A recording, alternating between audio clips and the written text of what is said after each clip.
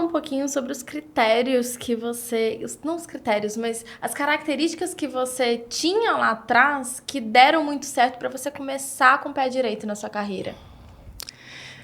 Então, Duda, eu acho, assim, a primeira de todas era simplesmente precisar trabalhar e precisar de dinheiro, assim, era uma coisa que, para mim, era importante, eu precisava conseguir participar de algumas formas ali, até da minha formação. Então, acho que esse foi um grande motivador, sem dúvida, talvez eu não tivesse começado tão cedo, eu acho que eu sempre fui muito curiosa, então eu gostava de ler, gostava de estudar, eu era mais nerd nesse sentido, e acabou que eu tive contato com a internet, eu acho que antes também que a maioria das pessoas da minha idade. Eu comentei que meu pai era funcionário público, mas ele era formado em engenharia. E ele adorava computador. Então, a gente tinha computador na época que ligava na TV ainda. E aí, cada aniversário meu, eu pedia alguma coisa. Eu pedia, tipo, um leitor de disquete, sabe? Um scanner, tipo, umas coisas assim. Então, eu acho que isso aconteceu.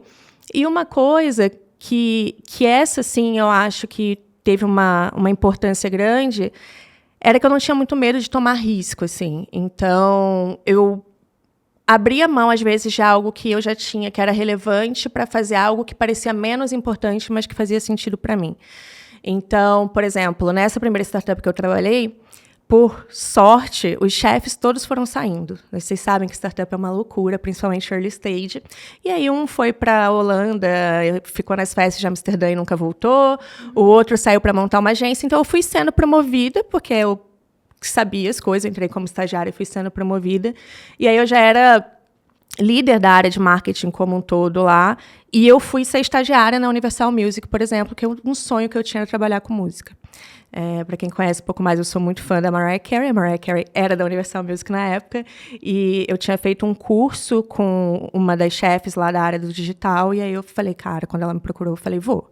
E eu, tipo, larguei um emprego onde eu já era, tipo, tinha um status para ir ser estagiária de novo.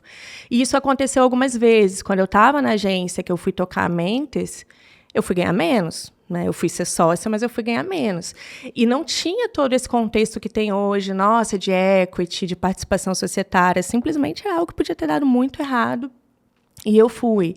Então, acho que eu sempre fiz esse movimento de, cara, beleza, se eu vou ganhar menos, se vai parecer menos importante, mas é algo que eu quero aprender, que faz algum sentido.